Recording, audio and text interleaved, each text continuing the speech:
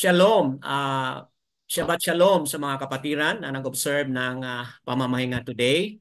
And of course, sa ibang mga kapatiran na ibang araw ang inyong pamamahinga, Shalom po sa inyong lahat. Mga kapatiran din po na manonood, makikinig sa Republish. Nawa itong katuruan o teaching video na ito ay magbibigay po sa inyo ng eye-opener na maging ano po tayo, maging mapagmasid, mga kapatid, kung ano man po yung possible na mangyayari, lalo na sa taon na 2024, mga kapatid. So, itong pag-usapan natin ay napanood na po natin ito sa video na ating na-uploaded. Tayo po ngayon ay gumagawa po ng commentary. Ibig sabihin na we're trying to also air out, hear, and listen po mula sa ating mga kapatid na makikinig dito ngayon at sa Republish kung ito'y ma-publish naman po. So, ito yung ating topic, commentary on 2024 video na ating napanood na, Unleashing the Dragons of Apocalypse. So, due to lack of time, mga kapatid, I cannot view or we cannot play the video here kasi kulang yung ating time at nais kong mas pakinggan kayo kung ano yung nasa puso't isipan ninyo. So, meron akong konting mga summary dito na gagawin at batay doon, expected na napanood na ninyo ito. So, meron na kayong maaring ma-share, mga kapatid, batay sa kung ano po yung mga nasa isip at puso ninyo. So, ito po yung ating gagawin. More on commentary po tayo. But bago tayo dadako doon, purihin muna natin ang ating Ama. Ito po ang nakasulat sa Tahaliam 37 verse 10. At babasahin ko po. Ang mga batang leon ay nagkukulang at nagugutom. Ngunit silang humahanap ni Yahuwah sa mabuting bagay ay hindi nagsasalat. So, the psalmist, mga kapatid, is trying to compare ang batang leon, kino-compare o kino-contrast sa taong laging humahanap ni Yahuwah, mga kapatid. So, if you try to understand yung batang leon, siyempre, hindi pa po yan master, hindi pa malakas, hindi pa yan experience paano maghanap ng mga pagkain po. So dahil dyan, meron siyang mga kakulangan. Okay po, may kakulangan at malamang magugutom siya, mga kapatid. Yun po ang nature at talagang totoong mangyari sa isang batang leon. Okay? Ngunit, mga kapatid, ang sino man na humahanap. Now, ito ang tinutukoy dito ang tao na, no? Tayo, tao. Kung meron pala tayong puso na talagang mag-search, mga kapatid, kung meron tayong puso na magsuri po tayo sa kasulatan, katotohanan, mga kapatid, kaalaman, kung yun po ang meron po tayong puso na ganon, ang nangyari po. Sinabi dito, okay, mabubuti ay hindi nagsasalat. Ibig sabihin, a man who constantly search about Yahuwah, mga kapatid, walang mga bagay na mabubuti na hindi niya matatanggap. Okay? So if I will quote the King James, mga kapatid, ito yung sinabi, shall not want any good thing. Mga kapatid, sa ginagawa ng mundo ngayon, di ba? May mga paggunita sa mundo ngayon, araw ng puso and all. Everybody is searching for something that is good, mga kapatid. Bakit ganun ang kanilang quest? Bakit ganun ang lagi ang kanilang inaasam-asam at hinihintay? It's because, mga kapatid, ang tao kapag hindi nakakilala kay Abba Yahuwah, magkaroon po siya ng emptiness, mga kapatid. Magkaroon siya ng emptiness. Magkaroon po siya ng kakulangan sa kanyang puso.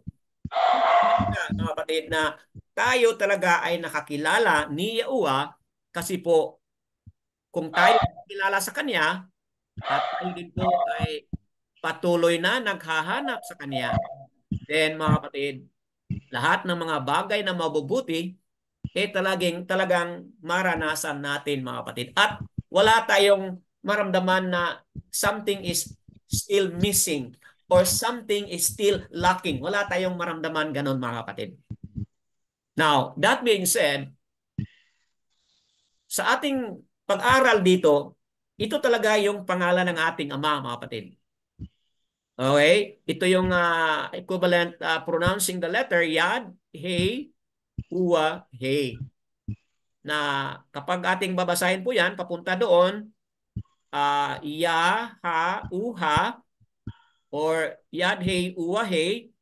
So ito yung ating pagbasa dito mga kapatid. Ito ay letter Y plus H or He, mga kapatid. Babasahin po natin yan as AH. Kaya Y plus AH magiging Ya. And then ito ay letter U, mga kapatid. Letter U po ito. Kung idugtong mo yan, ang S sa U, kaya maging Yahoo. And then another letter H, which is pronouncing it as AH, kaya magiging Yahoo-ah. Okay? Yahoo-ah. But mga kapatid, kung nais nating ibalik talaga doon sa pinaka-ancient na pag-pronounce, we are going to separate this Ya, U, Wa. Ya, U, Wa. Or Ya, U, A, mga kapatid. So, yun po, we give you freedom kung nais niyo pong i-connect ang H sa kayo, kayo po, you feel free to make that as Yahuwa o Yahua. Okay, pwede pong ganito ang pagkabigkas mga kapatid. So mga kapatid, kailangan natin kilalanin ang Ama. At patuloy tayong maghanap, magsuri, mag-search po sa Scripture. At diyan mapatunayan natin mga kapatid, ayon na rin po sa mga testimony ng mga karamihan dito na talagang life becomes more exciting, life becomes more fulfilling kasi po yung buhay na may satisfaction and fulfillment talagang maramdaman po ng bawat isa na nakakilala na po sa kanyang pangalan.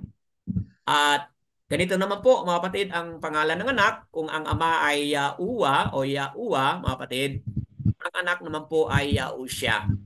Okay? Yahushan. Ayan. So, first three letters po sa pangalan ng ama, ganun din po ang first three letters sa pangalan ng anak. Kaya ang root sa pangalan ng Yahusha is really Yahoo, mga kapatid, no? Yahoo. At nandito po sa sabi ng mga scholars, nandito po yan sa Strong's H3068, mga kapatid, no? When we say Strong's, yun po ay batay po sa pag-aral ng mga scholars, mga kapatid. Hebrew, itong H is Hebrew po, mga kapatid, no? Kaya yan, no? H3068. And then itong Hosea, mula po ito sa Book of Numbers 13 verse 8. And then pagdating dito sa verse 16 ay nagbago po. Yung Hosea naging Yahusha, mga kapatid. So we have other references, Acts 7:45, Hebrews 4 verse 8, mga kapatid. Yun po ay meron tayong mga other references na ang talagang pangalan pala dito ay hindi yung Greek na equivalent ay Jesus, but ang talagang totoong pangalan dito ay Yahusha, mga kapatid. Okay? Itong Yasha, which is the Hebrew word for verb, mga kapatid. Verb po itong Yasha, Hebrew word o Yahudyat word Yasha, yan po ay verb na ang ibig sabihin saves and delivers. So, saan ito mababasa? Mabasa mo ito sa Yesaya o Isaiah 12 verse 2 po. Ang word doon na saves and delivers, mababasa mo sa English, but sa Hebrew po, mga kapatid, yan po ay Yasha. So, from the Hebrew word Yasha, mga kapatid, kinuha natin itong siya at naging ending po yan dito sa pangalan ng anak. Yahusha or Yahusha na ang ibig sabihin Yahuwah saves, Yahuwah delivers. Yun po ang ibig sabihin sa pangalan ng anak, mga kapatid. Yaokanan o unang Yaokanan 1 verse 8. Kung sinasabi nating tayo'y walang kasalanan, dinadaya natin ang ating sarili at ang katotohanan ay wala sa atin. Mga kapatid, malinaw po dito sa sinabi ni Yaokanan na kung tayo ay magsalita o magsabi wala tayong kasalanan, then dinadaya natin ang ating sarili at ang katotohanan ay wala po sa atin. Bakit po mga kapatid? Kasi ang katotohanan po is tayong lahat ay makasalanan po mga kapatid. And apart from the precious blood of Yahushua which was already shed for us, talagang wala tayong kapatawaran mga kapatid. Okay? So kailangan talaga kilalanin natin si Yahushua kasi siya lang po ang nagtubos sa atin. Siya po yung nagbuhos sa kanyang mahal na dugo para sa atin. So ang tanong ngayon, Brother Dan, paano ba tayo mapatawad? Paano ba malinisan tayo sa ating makasalanan? Mga kapatid, kung titignan mo ang verse 7, hindi pong basahin mga kapatid ang verse 7. At sa verse 7, ito yung pinag-usapan natin sa nakaraan, dito natin na natalakay mga kapatid na upang mapatawad at upang malinisan ang ating kasalanan, ano pong dapat natin gagawin? Kung basahin mo mga kapatid, dapat tayong lumakad ayon sa liwanag. Okay? Kailangan tayong lumakad ayon sa liwanag at ipakita po ang ating pakikiisa o pakikisama sa isa't isa. Mga kapatid, pwede pong basahin ninyo verse 7. At diyan isa sinasabi doon, at sa pamamagitan nito, tayo po ay malinisan ng ating kasalanan, mga kapatid. So, that being said, upang tayo ay magkaroon po tayo ng kapatawaran at paglinis sa ating makasalanan, ang challenge po sa atin talaga mga kapatid is lumakad tayo ayon sa liwanag. At ano po yun? Ibig sabihin, maging obedient po tayo sa Torah. Maging tagasunod po tayo kung ano yung mga utos, ano yung mga commands and statutes ng ating Ama, sundin po natin yun. Kasi sa pamamagitan po noon, magkakaroon po tayo mga kapatid ng kalinisan sa ating mga budhi, sa ating mga conscience, maging malinis po tayo sa pamamagitan ng dugo ni Yahushua. So, that being said, nawa mga kapatid dito sa assembly, ito yung dalawang pangalan na ating kinikilala lagi. Yahuwah ang Ama at ang anak po ay Yahushua. Ngayon, dadako na tayo sa ating topic mga kapatid. You may ask this question, Brother Dan, bakit pa pag-usapan pa natin itong anong nakalaan dito sa video na yan? Meron akong mga dahilan mga kapatid kung bakit ako'y nag-anyaya sa inyo or nag-invite sa inyo na dadako dito ngayon. Dahil tayo ay mga believers po, okay? Pareho po tayong mga mananampalataya ni Aba Yahuwah at Yahushua HaMashiach, mga kapatid. Ang iba nga, ang tawag daw ay Natsarim or ang tawag ay Messianic. Kung naalala niyo yung aking brother na Yumaong, mga kapatid, mayroon po siyang video at pinag-usapan dito, who are we? Sino ba talaga tayo? Okay, kung naalala pa ninyo. At ito po yung kanyang sagot doon sa kanyang pag-aral mula sa Genesis papuntang Revelation. Talagang pinagsuri niya kung ano bang tawag sa atin. At ang kanyang conclusion, kung naalala pa ninyo mga kapatid, yung aking yumaon na kapatid, yumaong na brother Jaime Maeng po mga kapatid. Ang kanya pong sagot ay people of Yahuwah. Yun po ang tawag. But hindi yun ang ating focus kung ano man ang nais ninyong i-address sa inyo bilang yung identity, not Sarimba, Messianic. Kung naalala ko si brother Desmond, nagsabi siya, Yahushua, okay? Because we are followers of Yahushua, mga kapatid. So, ayan, we are not dogmatic kung anong dapat itawag, mga kapatid. But kung saan dito you wish to be addressed, then okay lang po, mga kapatid. Ito yung dahilan kung bakit ako nag-invite sa inyo. Can I ask one to read this for us, mga kapatid? Sister Diana, pwede po Paki-mute lang po, sister, kasi recorded ko natin ito. Paki-mute lang, Sister Diana. Okay, mga kapatid, anybody would like to read this? First Chronicles chapter 32. Okay, go ahead, Sister Leah. First Chronicle chapter 12 verse 32. Sa mga anak ni Isaacar na nakakaunawa ng mga panahon upang malaman kung ano ang marapat gawin ng Yasrael ay 200 pinuno at ang lahat nilang kapatid ay nasa kanilang pamumuno. Salamat po, Sister Leah, sa pagkabasa. Mga kapatid, sa nabasa ni Sister Leah, we are talking about itong naging powerful po si Daud sa panahon na ito. Ano po yung sikreto kung bakit naging powerful si Daud? Ang sagot po is, may mga mighty men na nakapalibot po sa kanya. And among those mighty men, mga kapatid, ay itong tribe ni Issachar. Okay? Kung naalala ninyo mga kapatid, sino ang nanay ni Issachar? Di ba? Leah din po ang kanyang nanay. Pang-ilang anak ni Jacob o Jacob si Issachar? Pang-5 po. Pang-5 anak ito si Issachar at ang nanay niya po ay si Leah. Okay po? Nung namatay na si Issachar, anong nangyari po sa kanyang mga descendants, sa kanyang mga anak, mga kapatid? Ito po yung ang nangyari po mga kapatid. Ang mga anak ni Issachar ay nakakaunawa sa mga panahon. Okay? So meron po silang special na talent o special na kaalaman, mga kapatid, na tingnan lang nila ang panahon, ang season, tingnan lang nila, magkakaroon po sila ng tamang pag-uunawa at bagkus pagkatapos niyan, makakaroon po sila ng kaalaman kung anong dapat nilang gagawin, mga kapatid. So, yan po ang kwento dito.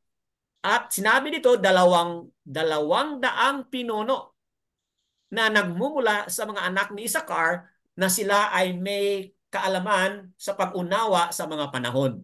Okay? And dahil diyan, sila po yung nagbibigay po ng mga advices kang Daud at kung bakit naging great leader si Daud sa panahon na yun. Kasi ang mga nakapalibot pala sa kanya ay mga tao pala, mga anak ni Issachar na nakakaunawa sa mga panahon. Mga kapatid, there is a need to know about what is happening in our season, in our time. And knowing what is happening in our time, we gain wisdom po. And that wisdom, knowledge and wisdom will lead us to understanding about the seasons of time. Bakit kailangan nating magkaroon tayo ng understanding sa seasons of time? Because we need to have a heart of wisdom on what to do now. Okay po? So, kung tayo ay makaunawa na ito yung mga pangyayari ngayon, okay, then kung yan ang ating napag-unawaan, mga kapatid, then magkakaroon po tayo ng natawag na a heart of wisdom. Kung ito man ang possible na mangyayari, ito yung pwede kong gawin in lieu of preparing for that something that is possible to happen. Okay po? So, yun ang isa sa mga dahilan. Another reason kung bakit kayo ay inimbitay ko sa discussion ito is because of what is written in Matthew 24 verse 5. Can I ask a reader po? Sister Dayan, please lang po i-mute para dito tayo maano sa ano ng aso po. Go ahead. Sino yung mag-volunteer? We have 2 verses here. Shalom, Brad. Go ahead, Sister Brad. Brad Isaac, go ahead po, Brad. Matthew 24. Opo, verse 5 and verse 6. Sapagkat marami ang darating sa aking pangalan, magsasabi, verse 6, at makakarinig kayo ng mga digmaan at ng mga balita, ng mga digmaan, mag-ingat kayo na huwag kayong magmamba sapagkat kailangang mangyari ito subalit hindi pa ito ang wakas. Okay po. Salamat, Brother Exactly, sa pagkabasa. Mga kapatid, batay sa mga nabasa ni Brother Exactly dito, sabi ni Yahushua na darating ang panahon, sabi niya, na may taong mag-claim na siya daw yon. Okay? Sa aking pangalan na nagsasabi, ako ang Masya. Okay? At ililigaw nila ang marami. Okay po? So, that being said, sa mga previous nating mga discussion, mga kapatid, matagal na po ito. Okay? This has been an ongoing event, mga kapatid, na kahit noon pa, meron na pong mga nag-claim na sila po daw si Yahushua. Nagpakita sa kanila si Yahushua. Okay po? So nagbigay na po si Yahushua ng warning matagal na. At ito'y nagpatuloy pa nangyayari through history at sa kasalukuyan at sa hinaharap po ay mangyayari pa ito, mga kapatid. Okay? So it's good to be reminded on that because kung anong pag-usapan natin mamaya sa video, malaking punto po ito, mga kapatid. Then pangatlong reason is because sa video, pag-usapan talaga yung digmaan, mga kapatid. Hindi lang ito bali-balita, but talagang nangyayari na po, mga kapatid, no? Nangyayari na po itong digmaan na ito. At sinabi ni Yahushua, mag-ingat kayo, huwag kayong mangamba. Sapagkat kailangang mangyari ito, subalit hindi pa ito ang wakas. So, mga kapatid, kung meron man tayong mga kapatiran na stress dito sa video na ito, ano pong sabi ni Yahushua? Huwag kayong mangamba. Mabalita. Opo, huwag kayong Kayong mabalisa. matakot. Opo, don't worry. Bakit po hindi tayo mag-worry? Kasi sabi niya o siya, kailangang mangyari ito. At sabihin natin, pwede bang hindi na mangyari? Mga kapatid, human as we are, yun ang nais natin. Pero ayon sa sinabi ni Osha, talagang mangyayari ito. Sabi niya, subalit, sabi niya, hindi pa ito ang wakas. Sabi-sabihin mga kapatid, kailangan we have to brace ourselves. We have to be strong. Kasi kung natakot man tayo ngayon sa mga bali-balita, yan ay sabi ni Osha, hindi pa yan ang katapusan. Okay? Ano po ang sinasabi nito sa verse 7? Tingnan mo yan, verse 7. Rumors of war. Okay? Kingdom against kingdom. Okay? Sa ngayon, ano ba yung mga powerful kingdom ngayon who are, showing them their power with each other? China is another kingdom. Russia, mga kapatid. US, NATO. Okay? So, ayun, itong mga powerful kingdom na ito. But itong mga kingdom na ito ay nagsanib puwersa ito sa mga maliliit na mga bansa. And another kingdom also will go against a small country with the backup of another mighty nation, mga kapatid. So, yan ay bali-balita ng digmaan, mga kapatid. But that is really something that is going to happen. Famine po, gutom, deadly disease or pestilence, and then earthquakes. And ito lahat ay mga nangyayari na po sa atin. Verse 8, anong sinabi? Ngunit ang lahat ng mga ito, anong sabi po ni Yahushua? Pasimula pa lang, mga kapatid. So, ibig sabihin na introduction pa po ito. Kung sa mensahe po, ito po ay introduction pa. Ibig sabihin, meron pang major event na mangyayari. Mga kapatid, kung sa introduction pa lang, tayo ay na-stress na what more kung darating na yung pinaka mabigat pa, mga kapatid, na mangyayari. So, kaya that being said, thank you for coming, mga kapatid, na nandito kayo ngayon kasi yun po ay sana ma-address itong mga issue na ito patungkol din sa ating journey. So, need to be reminded that these are going to happen and we have to be warned, mga kapatid.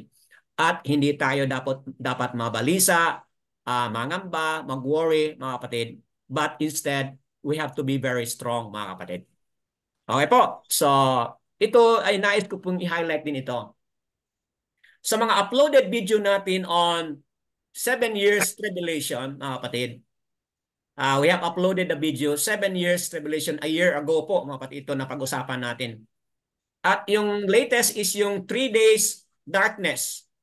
3 days of darkness na uploaded po natin yung recently. Again, tackle natin ito, mga kapatid.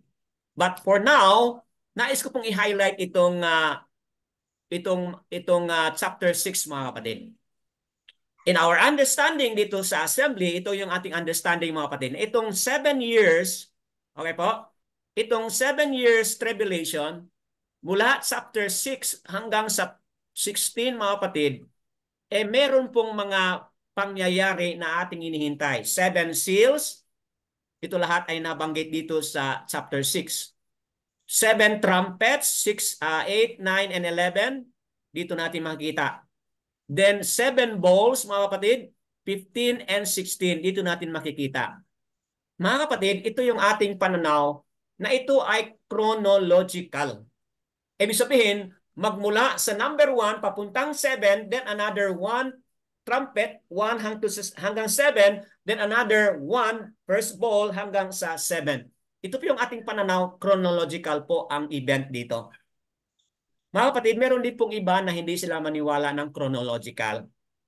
But sa akin at sa mga kapatiran, it seems logical mga kapatid kung tingnan natin ito as chronological. Let me emphasize dito po sa unang seal na pagbuksan. If you have your scripture, pwede natin basahin po mga kapatid ang Kazon or Revelation chapter 6. Highlight ko po ang verse 2 mga kapatid. Sa verse 2 po, ito ang sinabi, "And I looked and saw a white horse. He who sat on it holding a bow, and a crown was given to him. And he went out overcoming and to overcome." So ang tanong ko mga kapatid, sino itong nakasakay ng white horse? Okay? May hawak siyang bow at mayroon siyang corona, mga kapatid, crown. At ang kanyang trabaho is went out overcoming and to overcome. Sino ang tinutukoy dyan sa taong nakasakay sa white horse? Do you have any answer mga kapatid?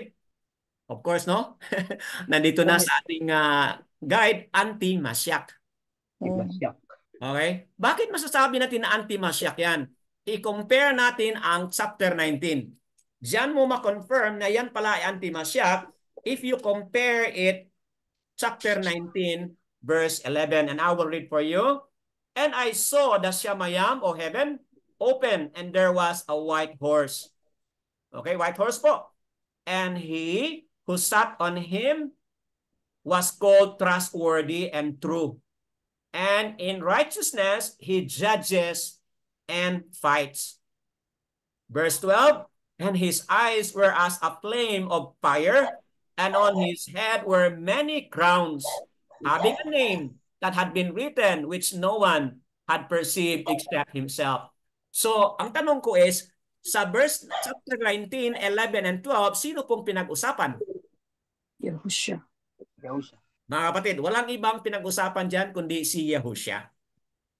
Yahushua po ang pinag-usapan ng chapter 19, verse 11 and 12. Kaya, kung tingnan mo, ang anti-masyak, white horse din po. Tama? White horse din po. Si Yahushua, ang sinakyan niya po ay white horse din po. Pero magkaiba sila.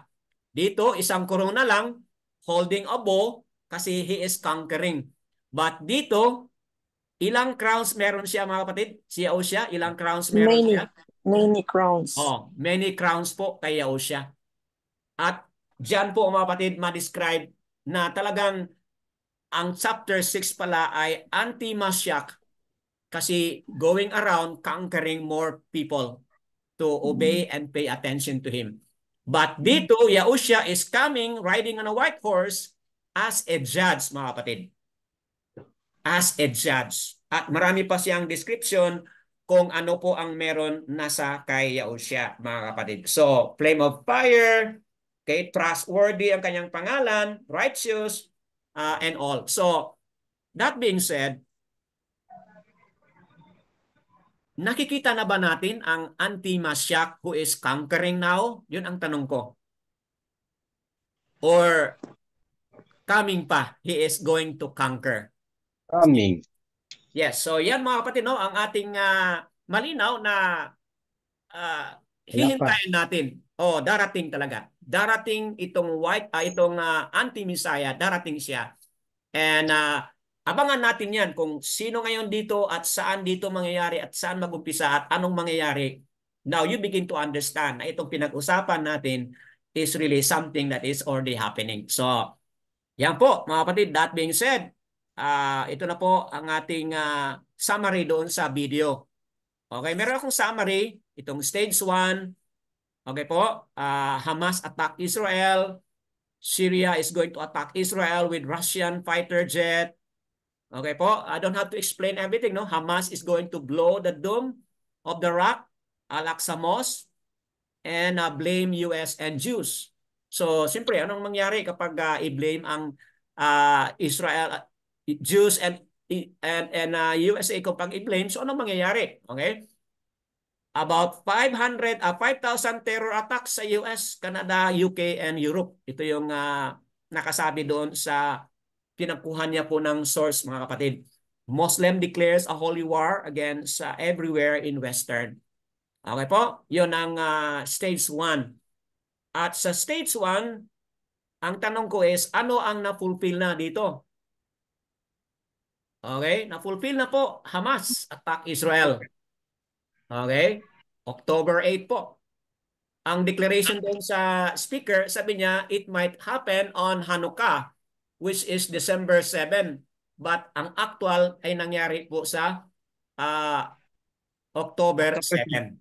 Sabihin, advance po ng 2 buwan, mga kapatid. But ang pagsabi doon sa speaker, it might happen on Hanukkah, which is December 7. But sa actual, nangyari po sa October 7 po. Syria going to attack Israel with Russian fighter jet. According doon sa kanyang paliwanag, ito po ay na-accomplish na. Hamas going to blow Dome of the Rock. Ito ay hindi pa, mga kapatid. Hinihintay pa ito. So, di ba, kung naalala ninyo yung hospital doon sa Gaza, pinangalanan po ng missile. Tapos, ano po ang declaration ng Hamas? Israel daw ang gumawa noon, di ba? So ganun din po, merong idea na tayo na possible na gagawin uli ito ng Hamas dito sa Dome of the Rock or Al-Aqsa Mosque, okay? And declaring blame to US and Jews, mga kapatid, para magkakaroon po ng tinding galit. Katulad ng kanilang i-blame ang Israel na nag-bomb doon sa hospital, talagang maraming nagalit po buong mundo. At mabuti na lang napatunayan talaga ng Yasser Al na hindi sila ang nag-bomb, mga kapatid, kasi meron silang mga strong evidences. So, ayan po. And then, moving on, the world economy will collapse sa panahon na ito, mga kapatid. Okay? At may mga picture pa siyang pinapakita doon. Stage 2, world economy will collapse, no? Continue. And then, finances will be useless. Mga kapatid, kasi papunta na doon sa digital na pera, mga kapatid. So itong mga papel ngayon na pera, darating ang panahon na mawalang bisa na po yun. Okay? Supermarket shelves empty. Kapag mangyari na ito, mga kapatid, magkakaroon na po ng mga looting and all. Magkakaroon na po ng mga panic buying. 5,000 people vanished with the biggest UFO. Okay, nakita na po nyo yun. Mamaya may akong picture dyan. Spaceship will land in Jerusalem or Gaza. Spaceship magland doon. Para sa ano yun? Sasabihin nila na ito na nga, no? Baba, narito na ang Messiah. Sinasabi nila, nito na yung Messiah. Pero hindi pala ang totoong Messiah, mga kapatid. Okay, moving on. Stage 3, world leaders already initiated. Ito, mga kapatid, nangyari na ito, world leaders already initiated. Okay? One world government, di ba? Palagi natin narinig ito, mga kapatid. Religion based on Luciferism, mga kapatid. Ngayon, meron ng structure doon sa Abu Dhabi. Religion ng Islam o Muslim, religion ng Christianity, at religion ng Judaism po. Meron na pong 3 building structure doon. At according to sa kanyang paliwanag, na ito po daw ay ang magiging religion talaga is about Satan, mga kapatid. Okay po. Then, moving on, digital financial system Okay? Magiging cashless na po tayo. Pupunta na po doon ang digital. Bakit po mahalaga yung digital system? Kasi dito po magpasok yung mark of Mark. the beast, mga kapatid. So, kaya, paano tayo makasurvive na yan? Wala tayong digital system, wala tayong pera na mahawakan kasi nasa mga digital ng lahat. So, talagang mapwersahan tayong mag-receive na lang po ng mark, mga kapatid, di ba? So, yan po. Then, sinasabi nila mayroong darating na disease X. Ano itong disease X? X kasi hindi pa nila alam anong ipangalan. But sasabihin nila mas deadly pa kaysa COVID-19. So, that being said, mga kapatid, ito po yung picture, halimbawa, ng Project Bluebeam na pinapag-usapan natin doon sa 3 days of darkness, mga kapatid. Diba? Napag-usapan natin yung word na Project Bluebeam. Mula pa noon, ilang taon na natin naririnig na may mga UFO, mga kapatid. Diba? Matagal na po. And this has been there many years na matagal na lang mga pinaghahandaan, mga kapatid. At sa darating na panahon na yan, ay ito pala yung gagamitin nila para saan po? I-abduct po yung mga tao. Okay? Another picture po. Yan, okay? About 500,000 people will vanish from the Arach or from Earth, but would be alien abduction, not rapture. Mga kapatid, that being said, sa Christianity po, merong mga katuruan about rapture. Mga kapatid, yung word na rapture na yan ay talagang wala tayong strong na evidences sa scripture. Word for word, wala tayong strong na evidences on the word rapture. But meron naman pong mga references na one working on the field, one will be taken away. Di ba po? Doon sa Matatiao 24. Nabanggit po yon. One is grinding, two working on the mill. Okay, one is taken away, one is left behind. So, meron po tayong mga ganun na mga references, mga kapatid. But itong Project Bluebeam na sinasabi is taking advantage of this word rapture na familiar sa Christianity, mga kapatid. Are you aware na kahit nga si Elon Musk is also emphasizing that rapture is coming? Have you heard of that, mga kapatid? Yes. Trump, Yes. si Trump po, ang Pope, ganun din po ang kanyang declaration.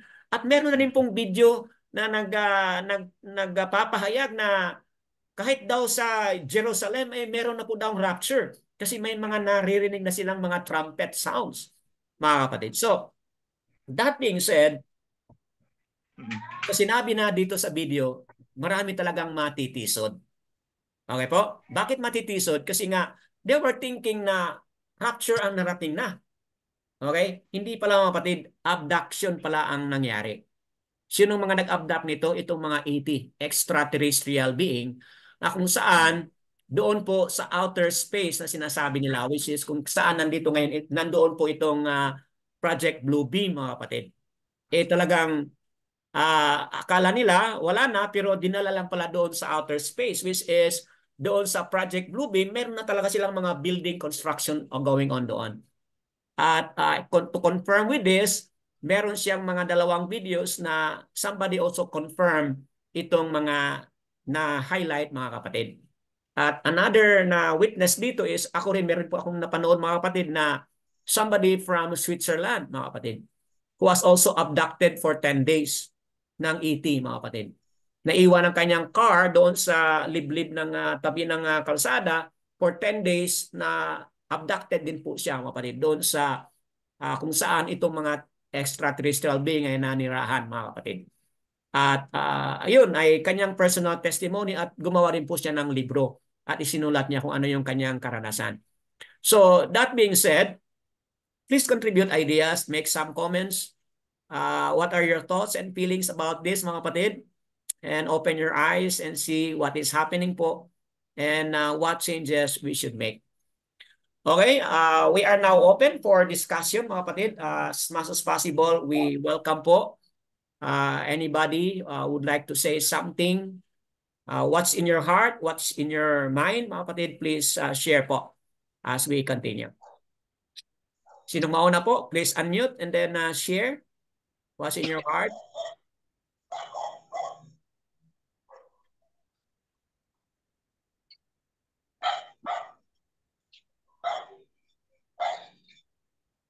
hindi pa maano malakas sa aking pananampalataya. Opo, Sister Diana, go ahead po. Ano dapat Ay, gawin ko? okay, go ahead po, Sister. Marinig kita.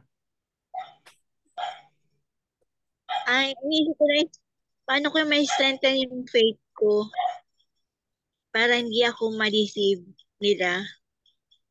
O, sana ako tatago para hindi ako makuha ng mga UFO. Okay po. Napakagandang tanong ni Sister Diana, mga kapatid. Kung naalala ninyo yung previous nating video uploaded, yung darkness, opo, di ba? Darkness, the pursuit of darkness, ganon.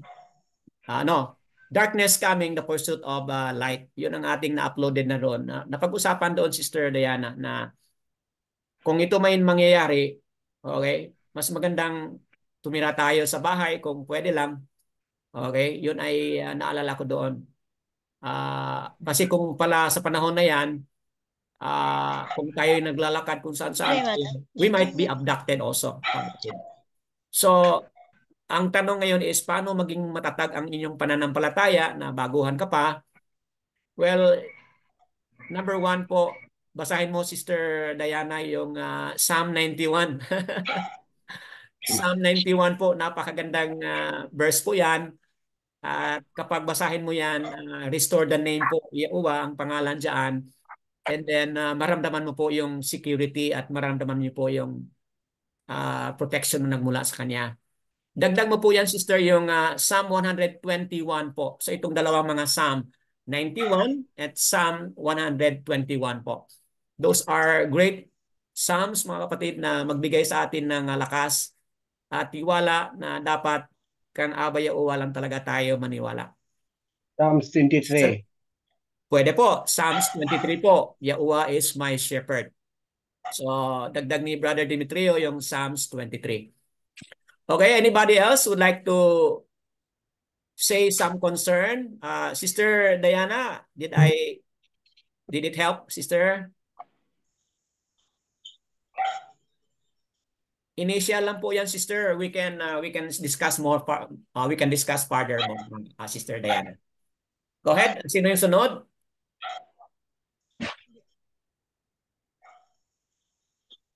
Okay, please grab the opportunity. Please ask question or share something. What are your thoughts and feelings? Hello, sir. Sir Danny. Okay po. Sir Win. Ako to, si Win ba? Opo. Again, ano yun? Na-amnesia ako. Nakalimutan ko yung pangalan mo, Brad. Wala pa. Sir Danny. Opo, go ahead, Brad. Gusto po kayo kausapin ni Empress Catalina po. Kayo po mapalad na pinili niya. Bukod tanging broadcaster. Kayo ang napili po niya. Purihin po ang ating ama. Brad, ano nga yung pangalan mo, Brad? Edwin po. Henry? Brother Edwin yan, Edwin Brad. po, Ay, brother. Okay. Sorry. Okay. Noted, Brother Edwin. Noted. Okay. Sir Danny. Kaibigan yun ni Empress Catalina, Brad. Yun yung madalas na nagtatanong din sa akin. Sabi ko, naka-request na si kapatid na Empress Catalina, pero hindi pa mahagilap ni Naghahanap din, Brad Edwin, si Brother Dan sa kanya. Hindi ko alam kung bakit hindi niya makita. Pero nagre-request na daw, Brad eh. Brother, exactly yung kaibigan niya yung taga Japan din na nag-live streaming ng TikTok. Okay po? Yes po. Siya yun. Si Empress yun. Ito po kayo kausapin. Opo. Purihin Matagal ang na ama. po sinasabi sa amin. Opo. Kayo po mapalad na napili. Bukod tanging broadcaster. Praise God. Opo. Bukod tanging ito po. Kayo po ang napili niya. Ni Abba Yahuwah. Kayo pong napili. Yadaya uwa po. Okay po. Purihin ang ama.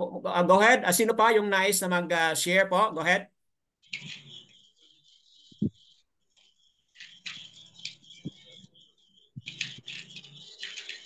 Okay, you have something? Sister Imelda? Brother Desmond or Sister Jeanette? Sister Corazon? You have something? Go ahead po, It's sister. regarding yung rapture kasi Rapture po. Okay. regarding rapture kasi noon, naririnig ko ang rapture, nagtanong ako sa mga born again. Sabi ko, ano ba ang rapture? Yun pala, ang second coming of Christ daw, na kukunin ang mga believers sa Kanya. Ano ba ang rapture? Hindi ko alam. Hindi ko talaga maintindihan yung rapture. Ganito pala ang rapture. Wala pala sa Bible, sa scripture. Okay po, Sister Corazon, nasa bagong ano po tayo, nasa bagong journey tayo in Yahuwah and Yahusha. Ako noon bilang pastor ng isang simbahan noon, yun talaga yung mga itinuturo namin. Okay po. We are really teaching on that. Itong rapture. Pre-trib, ang sinasabi, pre-trib, mid-trib, and then during tribulation, yun ang mga itinuturo namin noon. But if you go deeper, mga kapatid, meron talagang ano po, meron talagang problem doon sa word na rapture na yan. But meron tayong mga references na one is working, one is taken out. Okay? Pero ang ibig sabihin noon is on the actual day of the coming of Yahusha, mga kapatid, ayun, darating talaga siya at yung handa, talagang maging kasama niya po, mga kapatid. So, ayun, ang nais kong ipaliwanag lang. Thank you po, Brad. Yes, praises kay Abba. Anybody else na may clarification or nais niyong itanong or patungkol sa video, what's in your heart po, mga kapatid? Brother Dan. Sister Melda, go ahead po. Okay po. Yung sa usapin po na yung topic po ngayon, no, ay sa totoo lang po ay napakalalim. Kung tutuusin po, hindi makukuha sa isang usapan lang. Opa. Napakalalim po niyan. Pero ang mai-emphasize ko lang po ay yung tungkol po sa video. Tama po yun, matagal na pong plano yan. Kung alam po natin yung si Albert Spike na isang Freemason. Tama. At saka yung sinabi sa video, yung nasa video ay connected na talagang totoo pong mangyayari yan. Mangyayari po siya talaga. Isipin po natin yung mundo po natin na kinalalagyan ay isang stage. Yung mga world leaders, lahat po yan nakaprogram. Kasi meron lahat sila po ay mga galamay lang. Yan po yung natin. Mayroong kumukontrol na talagang mayroong agenda. Isa pa, yung mark of the beast. Opo. Ang naka-fit in ay ang United Nations. Opo. Kung pagmamasdan natin at pag-aaralan natin yung mga nangyayari, kaya minsan maging mapagmatsyag po tayo dahil yung mga nangyayari po yan, hindi po natin nakikita sa mainstream media. Yun. So, kaya nagpapasalamat na lang po tayo dahil may mga hinirang, mga lingkod ng Ama na talagang ipinaparating talaga kung ano yung nangyayari. At pray for discernment na rin po. Tama. Pray for discernment. Tama. Dahil yung mga nakikita natin, hindi po nakikita ng sanlibutan. Opo. Malalim po yung usapin na to. Ang ini-emphasize ko lang po yung sa video, yun lang po, totoo po yun. Ngayon, ano pang magagawa natin bilang isang hinirang?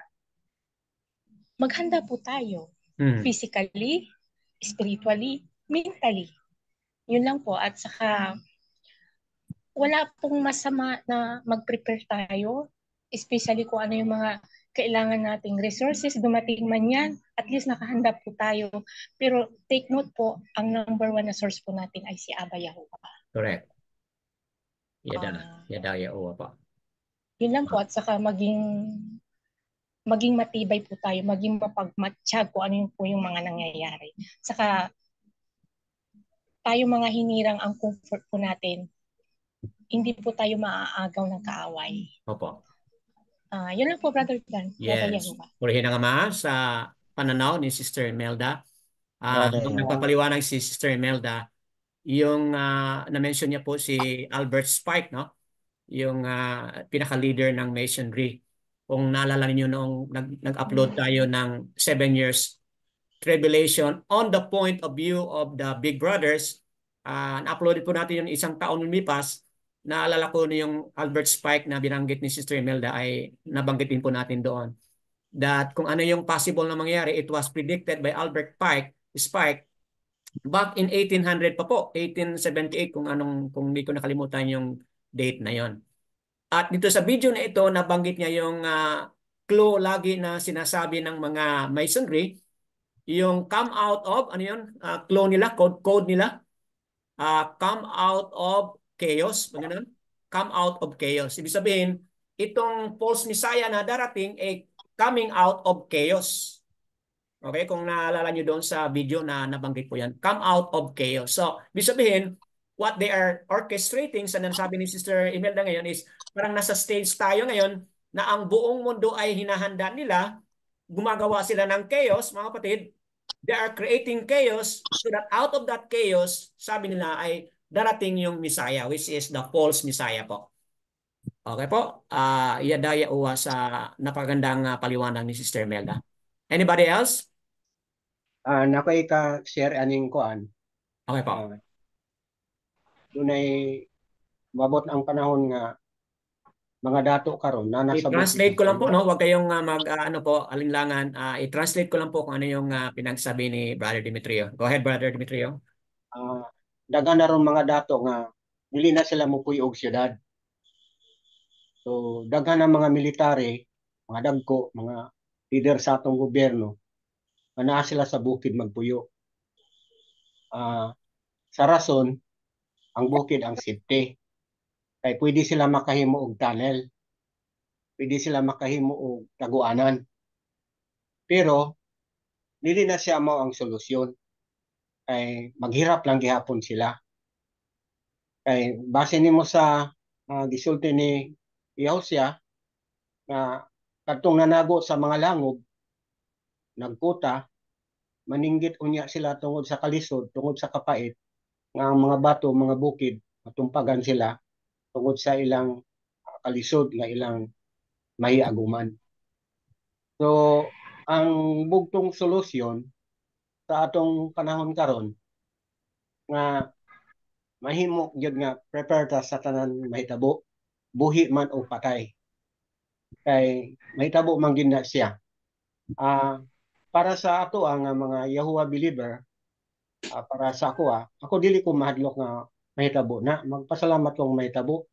Kay diha na to makita ang gahom ni Yahuwah nga mag-protect, kung protektahan man ta niya, kung mamatay man ta, so atay problema. Kay safe man gyud ta. Pero kung gusto niya nga buhion ta niya, nga inigbalik niya nga buhi, so buhion pud na niya. Di na niya pasagdan. Namangoy mga verse na to nga baruganan, sa Jeremiah 33:3, tawgon mo ako ug mutubag kanimo ug magapakita sa mga butang nga kay bulungan, wala pa nimo sukad nga hibalo. So kanang mga bersikulo so maghatag na siya og saad kung niadtong motawag. So panahon na ng mga sakuna, panahon sa mga trahedya, wa gyud lain nga tawgon, si Yahuwah ra gyud. Mo na ang iyang gisulti sa Jeremiah 33:3. Nya napoy awit sa Cebuano nga awit, ambot kung makanungog man ang awita na wala gyud tay para sa ko, dili ko madlok sa metabus kalibutan, bisan maapil pa ko ang 7 revelation kay na ang rock nga magtudlo kung saang naa sa unahan, na si Yahusya nga magpainumdum. Naiawit nga nagingon, awit lang ko ni siya sa Cebuano, at si Brother Danaw niya mag-translate. Daghan na awit nga makahatag sa tuwag encouragement, makapalig-on sa tuwa.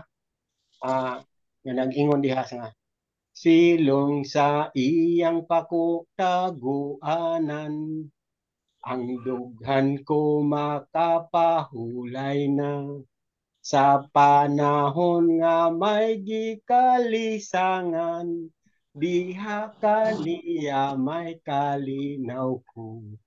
Silong sa iyang apako, kinsay mo dagit ka na ko. Akong kalag, gitago na niya, gitago niya sa dayon. So, para sa ako wala tay kadlukan. Kaya mamatay man ta, pero ang atong kalag, iyan yung isipte. So, sa may tabos kalibutan, kung matinud-anon ta sa iya dili gyud niya pasagdan. So, nga mga awit na makahatag ka na to excited nga di ta mo bati og hadlok. Ug mao nay usa ka mga sekreto nga kinahanglan natay may baluan nga mga pamaagi aron malingaw ang atong nahuna, aron malipay ang atong kasing-kasing. Kay ang mga awit o ang mga pulong ni Yahuwah, ni Hosea, nga atong gitun-an, maka-comfort na siya sa tuwa nga dili ta mo bati og kahadlok ug andam ta nga moatubang sa daghang mga sakuna, daghang mga katalagman. Kay kinahanglan gyud ta moagi ana kay diha nato masinati ang iyang grasya, kaluoy ug gugma nga nag-umol sa atong tibuok kinabuhi samtang nag-atubang ta nining dako nga trahedya. Kay moabot man gyud na siya. Okay. So, mga kapatid, purihin ang Ama sa paliwanag ni Brother Demetrio. I'd like to sum it up, mga kapatid, para doon sa dapat makaintindi doon sa anong nabanggit na. So, una, nais kong i-emphasize na sinabi ni Brother Demetrio na dapat meron tayong paghawakan ng mga scripture verses. Okay, ang nasuggest niya po yung Jeremiah 33 verse 3, "Call upon me and I will answer thee." So isa po yun sa mga favorite verse niya po. Kayo din po, dapat magkaroon din po kayo ng mga favorite verses kung saan yun po ay paghawakan ninyo sa darating na mga darkness, kumbaga darating na mga wars and all. So yun, mahalaga yun. Pangalawa is yung kanta is really about Psalm 91 po, that he who dwells in the secret place of the Most High shall abide under his shadow of his wings. Yun po talaga yung summary doon sa kanyang kanta, na kapag tayo ay tatawag sa kanyang pangalan at manahan at manambahan tayo sa kanya, nasa ilalim po tayo ng kanyang pakpak, mga kapatid. At tayo po ay nagkaroon po ng protection. So Psalm 91 po yung summary ng kanyang kanta. Then lastly is yung solusyon na pinagbanggit niya, na yung iba tumatakbo sa bundok. Pwede man yun, I would say pwede yun kasi nabanggit naman dito sa Matthew 24 na sabi sa Yahushua na if you have time, run to the mountain. Sabi niya, if you have time, you run to the mountain. Pero kung mawalan tayo ng time, na wala na tayong panahon, then stay put, mga kapatid. Kung saan ka, stay put. And then, yun na nga, call upon Abba Yahuwah and tulungan ka, mga kapatid. Tutulungan tayo. Yun ang summary sa sinabi ni Brother Demetrio. So hindi tayo dapat matakot, mangamba, mabalisa, mga kapatid, but we just have to be strong. Okay po, yun ang kanyang summary. Anybody else would like to add more? Brother Dan. Go ahead, Sister Opo. Lenita. Actually, sa totoo lang po, when I heard the movie po, Human as I Am po, natakot po ako, Brother Dan. Totoo po yun. Kaya lang, ako'y na-overwhelmed po parang may parallel feeling po na may advantage po ako ngayon. Dahil kung noon ko yan narinig na hindi pa ako, yung born again pa po ako, baka hindi ma-offend ako at hindi ko yan, I mean, wala ko ba akong assurance? Kaya nagpapasalamat po ako ngayon na, ngayon ko yan narinig na ako Yahuwah believer na, and I believe na Yahuwah save me po. Bakit sa panahon na yun? Kasi yung ibang tao, sasabihin mo noon, they don't have ears to listen. Hindi sila makikinig sa ganito, pagtawanan ka pa nila dahil rapture is really deeply rooted in their minds. Yung mga ganito po, kasi sila mga science, yung mga ganon, pag sinabi mo mga blue beam, sa kanila science ang nasa isip wala akong connection sa spiritual. Kaya ako'y nagpapasalamat po na hindi pa po huli ang lahat. At tama po yung hindi lahat po tatawag ng Yahuwah ay kay Yahuwah, di po ba? Sila tumatawag po yung iba ng LORD, sino bang tinatawag natin? So, we are, ano po, baraka po tayo ngayon dahil at least we have known something po na we will be assured or ano bang gagawin po natin. Alam natin saan tayo pupunta. Alam natin ang ating direksyon po. Kaya ano po, although may mga scary things, may mga fear, pero ano naman andun po si Yahuwah. Basta we continue po, andun po yung foundation. The Torah is the foundation. Kaya doon, ano po the key point there is, yun po ang, di po ba, Brother Dan?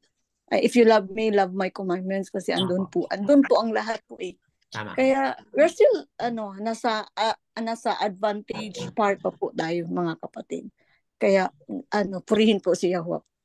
Okay po. So we are Baruch, mga kapatid. We are blessed because we have known the Father's name and the Band's name, mga kapatid. Nawa ito'y maging encouragement sa mga manonood sa Republish. It's about time to search Scripture. It's about time to search about His name po. Okay po, salamat. Purihin ang ating Ama sa what's in the mind and heart ni Sister Lilieta. Anybody else? Kay, from the point of view ng isang estudyante, you have something to share? Hello, sir. Yes. Okay po. Evening. Good evening po sa lahat. Karon na jud ko nakabalik jud, sir. Kanang kuan asa kanang nowadays kay dali ra kay ko ma-anxious about sa future, about sa kanang unsay mahitabo sa ako sa akong family og sa world pud ba. And para nako karon kay baraka kaayo nga nakaari ko, naka-join ko sa session nato karon kay I believe nga kuan ni Yahuwah kanang will niya nga makadungog ko ani bitaw nga mga words gikan niya and sa mga reflections pud kuyog ay sa mga ni-attend sa atong ang session karon nya nalipay ko nga nakadungog ani. And ang concept sa rapture nga akong nahibaw-an ato, sir, kay same atong mga Panginoon ganina ay katong before bitaw nga sa mga born again na. And then ang kanang kuan sa karon kay wala man ko kita sa video. And naminaw raman ko sa summary nga imuhang gi kuan, so nakuha na ko nagat na ko ang gist sa kanang kuan sa video. And ako ang realize ba nga ako new siya nga kanang concepts or new siya nga information sa ako. And kanang kuan something nga worth pondering upon and kanang kuan worth searching for ang mga information bitaw nga nakuha or na kuan ako na gather nako karon sa tong session. Kanang sa karon, sir, kay grateful kayo ko nga naka-join ko balik karon kay kanang gi-direct ko ni Yahuwah nga mo attend karon sa tong kanang panagtigom ba. Mao to siya, sir. Praise Ama. Okay po. So si Kay po ay isang dati kong estudyante. Ito si Kay, no? Dalawa silang magkakapatid who used to attend here. But due to college life, at yung kapatid niya ay nakapagtapos na at may trabaho na rin. But silang dalawa ay talagang mga believer na po, tumatawag sa pangalan. But hindi pa sila na-immerse. But ngayon, nagpapasalamat si Kay dahil nakabalik siya. She is a warrior about what's going on. But itong information ngayon ay nagbigay sa kanya ng liwanag at more challenge na pag-aralan niya po yung video at pag-aralan itong mga katotohanan na ito. So all praises kay Abba sa papapahayag ni Kay, mga kapatid. Okay, one or two more. Anybody else? Or three more? Ano pa? Sino pa? Sister Lexi? Okay. Sister Leia, go ahead po. Ayun na nga po, no? Tunay po na nakakabahala ang darating at wala pong makakadlang. Darating at darating talaga ang Opo. mga araw na yan. Hindi natin alam kung kailan darating, bukas ba or sa maraming taon pa. Opo. So, dapat talaga maging handa tayo lagi. At may nakuha akong verse po na Ephesians 6, verse 11, na gamitin natin ang lahat ng kagamitan at sandatang pandigma Ayan. ng aluwa upang mapaglabanan natin Ha? ang mga pakita ng Diablo. Ano? Sapagkat hindi tayo nakikipaglaban Madali sa mo mga tayo. tao, kundi sa Panahon mga man ang ganito. kapangyarihang at sa mga tagapamahala ng kadilimang umiiral sa libutang ito at ang mga hukbong espiritual ng kasamaan ng sa himpapawid. Yan na nga po hanggang chapter 18 po yan kung babasahin natin ito. At saka ano po, gaya ng sinasabi ni Brother Dirtrumio na Demetrio. lagi tayong tumawag sa totoong pangalan talaga kasi siya talaga ang magliligtas sa atin. Yan lang po, Brother Dan. Opo, praises kay Abba sa personal reflection ni Sister Leia. And Sister Rica is making also an agreement po doon sa kaniyang sharing po. Okay, Sister Rica, you have something to share or yun ang reaction niyo po? Good evening po. Yes. Pasensya po na this is my first time here and natutuwa po ako that we are all agree na talagang sa pagdating ng Panginoon na makakasama tayo. And then po, meron po akong isang katanungan na kasi po minsan marami po as a Christian, dati po Christian po kasi ko. Nagkasama ko po dati si Sister Lilieta sa isang church. Pero kadalasan po kasi na nangyayari sa buhay ko is parang tawag po kasi I mean sabihin ko po na meron po ako special child, no?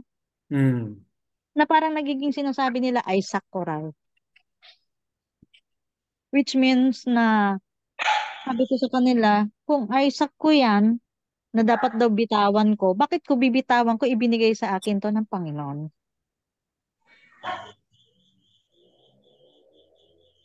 Kasi hindi naman niya kayang tumayo sa sarili niya, sabi kong ganon. At saka wala naman iba magmamahal sa kanya maliban sa akin. Marami po ako nakitang mga kasamahan sa Christian po na ganyan po ang pag-uugali nila na hindi mo po maintindihan kung if they love you or not. Parang gusto lang nila na makisali ka sa kanilang mga ginagawang di ba po yung mga nasabi nila ministry. Sabi niyo po dati Christian din po kayo, di ba? Opo. Okay. Sister Rica, ito po yung ipaliwanag natin ng konti, no? May pinagdaanan po kayo. Okay po. At hindi po maganda yung mga experiences mo doon. Ito lang po yung nais nating ipaliwanag na yung binabanggit mo na pangalan, ang equivalent po talaga doon ay Yahuwah po yun ang Ama. But sa Tagalog, meron po tayong Tagalog na version po. But sa ancient po, Yahuwah talaga yung nakasulat doon. But we understand, first time nyo po ito. Nababasa ko po talaga yung Yahuwah kasi nagsisearch din po ako. The name of the Lord, di ba po? Kaya talagang alam ko rin po. Pero ang pinagtataka ko nga lang po, di ba, na na-share po sa akin ni Sister Lilieta na talagang this is the name of the Lord. Kaya sabi niya, parang sabi ko, alam ko naman, sabi kong gano'n na meron talagang pangalan ng Panginoon. Pero bakit po para pong kasi sinasabi ng mga Kristiyano pong iba na katulad ng nakausap ko po minsan na kaibigan ko na pastor po siya, sabi niya, kasi kaya naging Lord yon kasi kung kilala mo yung sinasamba mo, pwede mo siyang tawagin Lord. Kaya sabi ko, paano mangyayari yun? Para nagkaroon din po ako ng tawag dito, questionable experience. Okay po. Ito yung ating pagpapaliwanag, Sister Rica. Tayong lahat na narito ay nagmula kung saan kayo nandito ngayon. So we are of the same boat po. Iba-iba lang mga grupo. And we call him that name. Pero dito sa atin talaga, we highlighted na ang totoong pangalan is Yahuwah talaga ang totoong pangalan. Kasi yung LORD, sister, is not a name but a title po. Which is common. It is a common title to anybody who is superior, who is mighty. Can be called LORD, di ba? Sa UK, tinatawag ang mga politician doon as LORD, di ba? House of LORD doon, di ba? So, hindi pwedeng i-address natin ang ating Ama sa LORD na yan kasi we are putting him down. Okay, we are lowering him katulad sa mga tao at katulad sa mga mighty ones dito. Kaya we are singling out na yung totoong pangalan niya talaga ang ating banggitin at hindi yung mga titulo kasi napakabanal po ang pangalan ng ating Ama. Yahuwah po ang kanyang pangalan. So, para sa mga makakapatiran na manonood sa Republics, we understand, no, Sister Rica, first time niya pong makapunta rito at yung mga pangalan na yan ay we don't mention here. But we understand po dahil siya po ay nasa stage, nasa process po of unlearning, kumbaga relearning and unlearning po. Kasi ano po na talagang gusto ko po talaga kasing maintindihan kung bakit na naging Lord yun nandoon po sa King James. Kaya sabi ko, paano? Okay po. Sister, parang hindi tayo sa tamang panahon na mag-discuss niyan, but okay po. We hear your comments po. We hear your comments. At kayong mga manonood din sa Republics, meron na pa tayong mga napag-aralan na noon ng mga maraming mga videos that really deals on that specific topic na Sister Rica is bringing out. But to close on that issue, Jeremiah, Sister Rica, pwede mong basahin po yung Jeremiah chapter 8 verse 8. At diyan mo po malalaman kung bakit mali po ang nakasulat because of Jeremiah chapter 8 verse 8 po.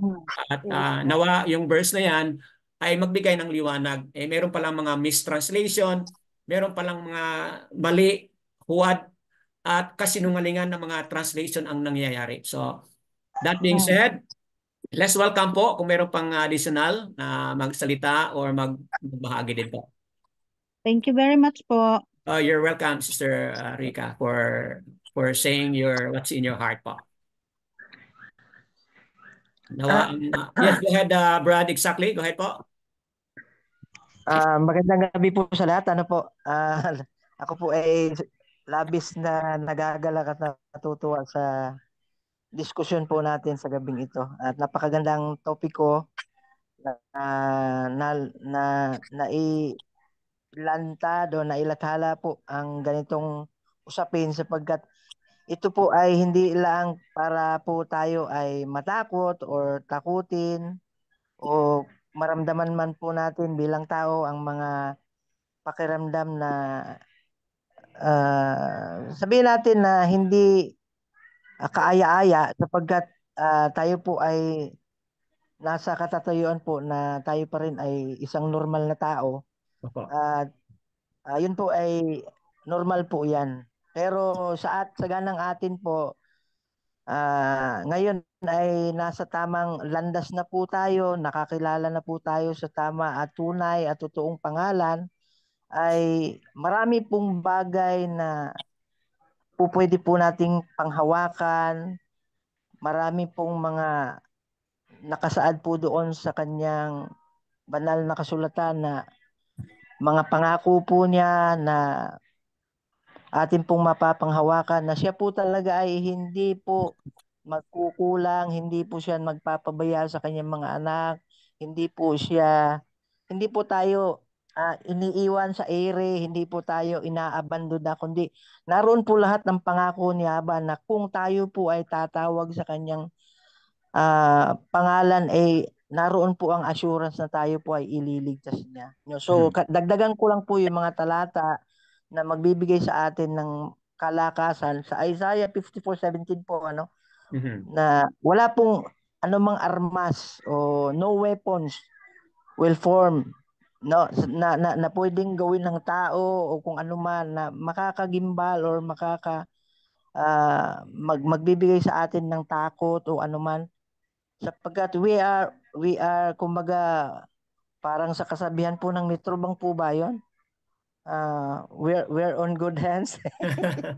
In good No, hands. so kumbaga tayo po ay talagang kumbaga si Aba po ang bahala sa atin sa kung ano man po ang meron po tayo o kung ano man po yung kailangan po natin. Dagdagan ko pa po doon sa sinasabi po niya sa Isaiah 41:10, ano po, na kapag si Aba po ay nasa atin ho, ay wala ho tayong dapat ikatakot at ikapangamba sapagkat siya po ang bahala po lahat sa atin.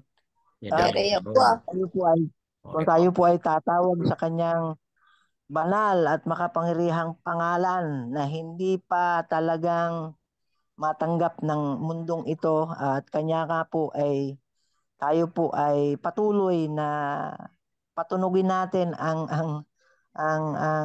sinasabi po doon na we must keep on blowing the shofar to warn people na kapag hindi po sila magbalik loob sa tunay na lumikha na dakila at kataas-taasan at makapangyarihang aluwa na si Aba Yawa, ay wala po talaga silang kaligtasan.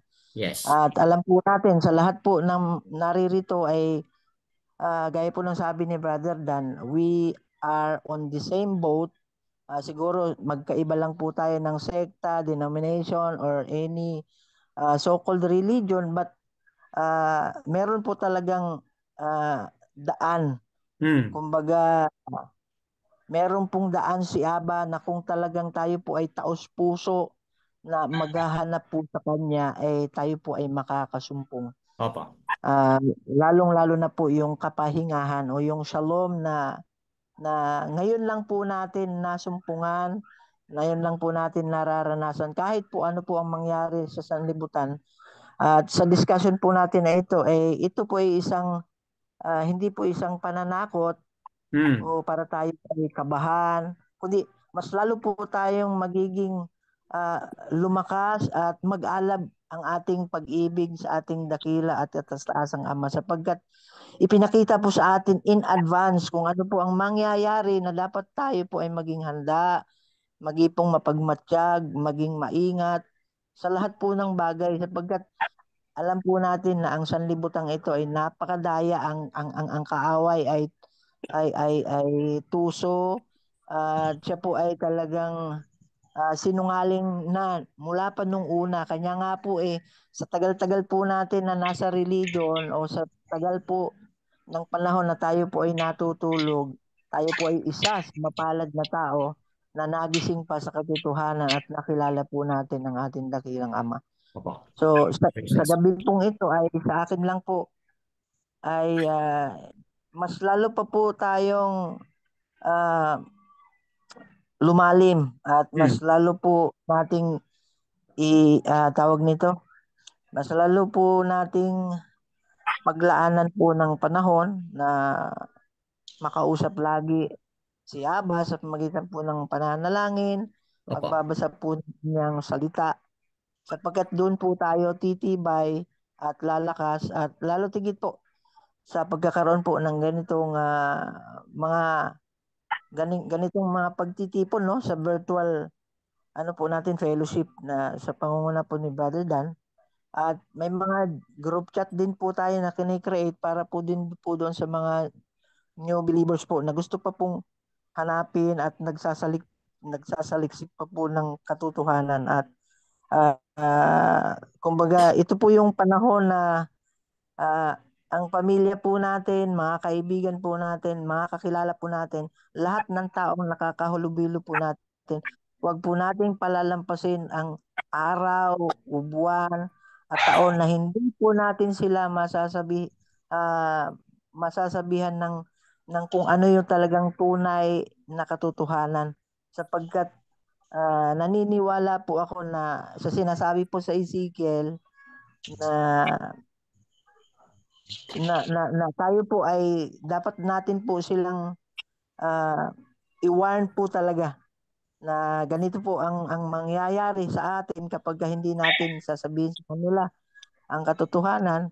At yung we acquire the blood, we acquire their blood sa kamay po natin. Kaya nga po sa maniwala po sila at sa hindi, magalit man sila at sa hindi, kailangan po nating sabihin sa kanila ang katotohanan at tayo po yung magiging ilaw sa napaka-dilim na sanlibutan ito, sapagkat kung wala po tayo ay wala, sino po yung gagamitin ni Aba para po sa kanila. Kaya nga po ang usaping ito ay napakaganda at very timely po, no, na tayo po ay nagkakatipon po sa gabing ito, lalo na po marami po mga bago na narito nakapasok. Ay ako po talaga na-overwhelm at labis-labis po ang katuwaan ko at kasiyahan, sapagkat po nakikita ko po dito na unti-unti talagang ang katawan po, no, ang body ni Aba through his son Yahusha ay talagang pinapalakas at mas lalo pong binibigyan ng pangunawa, wisdom, discernment, understanding po na nanggagaling po sa kanyang rook upang saliksikin siya sa atin at mauunawaan po ng bawat isa kung bakit nangyayari po itong mga bagay na ito at ang mga bagay na mangyayari po sa kasalukuyan at maging hanggang sa hinaharap. Kaya purihin po si Aba Yahuwah sa gabi pong ito at sa kanya po ng kadakilaan. Yada, mga kapatid, sa pagpapahayag ni Brother Exactly. Bago tayo magtapos, Sister Tessie, meron pa kayong ano po? You have something to add or kung wala? Anybody else kung meron pa? Ako'y ikadugang sa Bible history. Okay po. Ang Bible history, dako kay nasa ikatabang sa tuwa na maging maligunta. Kung atong tan-awon, kung siya gibuhat ni Yahuwah kay Noah. Di ba si Noah giluwas ni Yahuwah gikan sa dako nga katalagman. So si Lot sa Sodoma o Gomora, si Lot gikuha ni Yahuwah gikan sa talagman. So safe sila. Yang anak siya si Noah. So kung tanaw nato sa panahon ni Dahod, gitabangan siya ni Yahuwah. Nag-success ang iyang life, ang iyang ministry. Tungod kay nagsalig yun sila kang Aba Yahuwah. O wala yun sila nagbiya. Si Solomon, mao gihapon ang iyang naitabo sa iya. Maayo ang ilahang kahimtang na sila nahimong mga dagko sa panggobyerno. O kung atong tanahon sa kinabuhi ni Shadrach, si Meshach, si Abednego, ang history nila is gisugba sila sa kalayo. Pero nasunog ba sila? So wala. Tungod na kay Aba Yahuwah. So si Daniel, gilabay sa langob sa leon. Gipaak ba siya sa leon? Wala. Kaya nga naman, giproteksyonan siya ni Aba Yahuwah. Kung siya naaaning mga tawhana, nganong nasinati man nila ang milagro? Milagro man to siya na nahitabo. Tungod kay sila, una, nagmapaubsanon di kay Yahuwah. Niya sila nagmahadlukon. So kung nahitabo kini sa panahon nila sa una, sa mga Bible history, ano dili mahitabo sa tuwa karon? Mahitabo ni siya. Kay para sa kuha, nahitabo ni siya sa kuha. O sa uban, hitabo. Dili lang nila ma-emphasize. Kung kay murag pananaw lang, murag gamay ra ba? Pero dako kay na sa impact nga ma-practice nato ang unsak gyud ang kagamhanan si Aba Yahuwah nga mo protection sa tuwa. Nga kung gi-protect para sa kuha, sa una gi-protectionan ko ni Aba Yahuwah, dili man gyud Yahuwah ang akong tawag. Sa una, magwali ko, dili Yahuwah. Magampo, dili. Magworship, dili. Pero karon nga naanak ko kang Aba Yahuwa, mas pa nga ang proteksyon nagyud kanunay. Kay naanatas ka matuoran. Magpasalamat ta nga gikan ta sa lugar nga dili mao ug gikuhatan ni Yahuwa aron mahimutang pinili nini mga kapanahonan karon. So mao na nga kung ato manggong subayon ang history sa tanan nga mga tao sa unang mga panahon nga gitabangan ni Yahuwa, makatabang pud na sa ato ang panahon karon. Kinahanglan ato to silang pamalandungan tun-an ilahang kinabuhi kay kana mahitabo usab sa tuwa sa tama insaktong panahon ilabi na gyud kining dako nga umabot nga katalagman. So diha nato makita ang gahom ni Yahuwa diha sa atong kinabuhi. So ang ato lang himuon karon kay lisod man gyud ta maka-worship, lisod man gyud ta makatigom og anang mag face to face kay lagyo-lagyo ra man ta tingog ra may atong madungog. So ang atong himuon karon mag-practice gyud ta nga mag-worship nga kita ra gyud. Magbasa sa Bible ikaw ra gyud, mag-ampo ikaw ra gyud, mag-awit ikaw ra gyud. Kay uldo walay taong nga nakadungog pero si Yahuwa nakakita og nakadungog. Nga ikaw nagpadayon nga nag-worship sa iya taliwala nga ikaw ra isa. Kay kung ato na siyang i-practice so malip no malip after bisan nakasulod sa kwarto nakasulod sa CR pwede ka maka-worship. For example para sa ako anak ko sa balay ako ra man isa. O ako'y anak, o ako'y apo. So, ako'y kaistorya. Pero magbasa kong Biblia, ang akong kaistorya, dili ang tao. Si Aba Yahuwa ang akong kaistorya. Kung nag-pray ko, ang akong kaistorya, dili tao, si Aba Yahuwa. Kung nag-awit ko, ang naminaw, dili tao, si Aba Yahuwa. So, dunay makakaiba nga mahitabo kung ato ni siya nga i-practice. Pray gyud, pray, worship.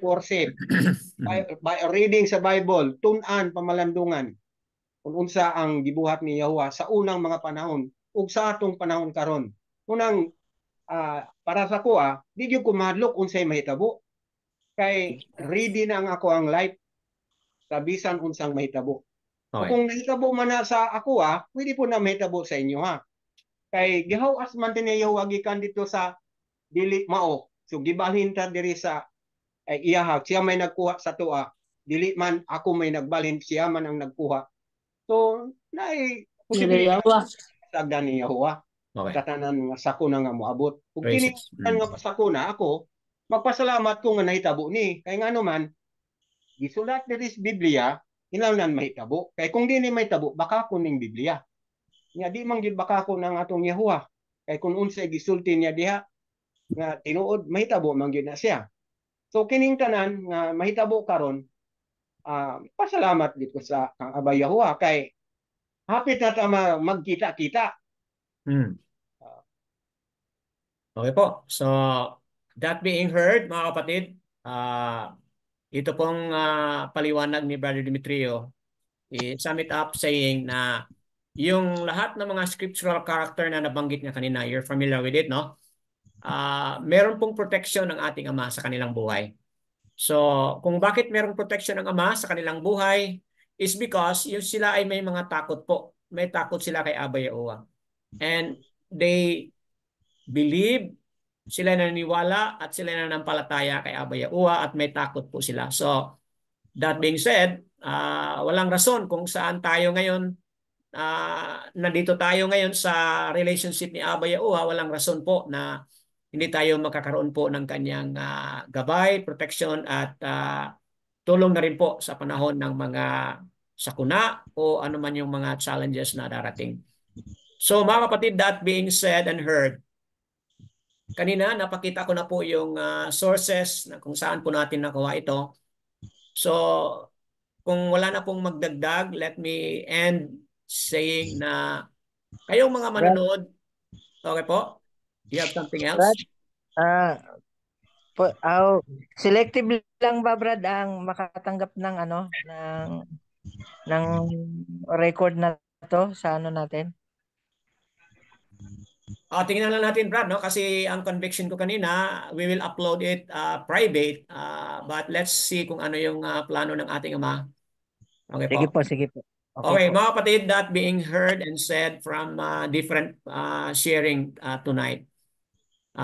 Maaring may mga bagay dito na hindi niyo nagustuhan, pero pwede ninyong pag-uusapan, pwede ninyong pagtuunan, pwede ninyong pagsuriin uli, mga kapatid, batay sa mga scriptures na ating nabanggit dito.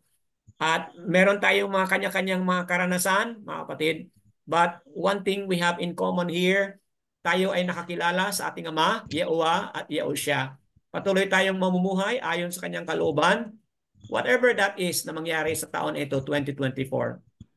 Siya po ang nakakaalam.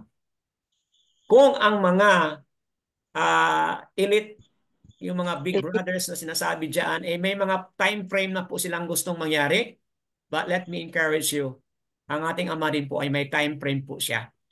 So, ang kanyang time frame ang siyang masusunod, mga kapatid, at hindi yung time frame na man-made, mga kapatid. So, that being said, all esteem and praises kay Abba Yahuwah and Yahuwah Barakas po, mga kapatid, sa teaching video na ito. And shalom po sa lahat. Shalom.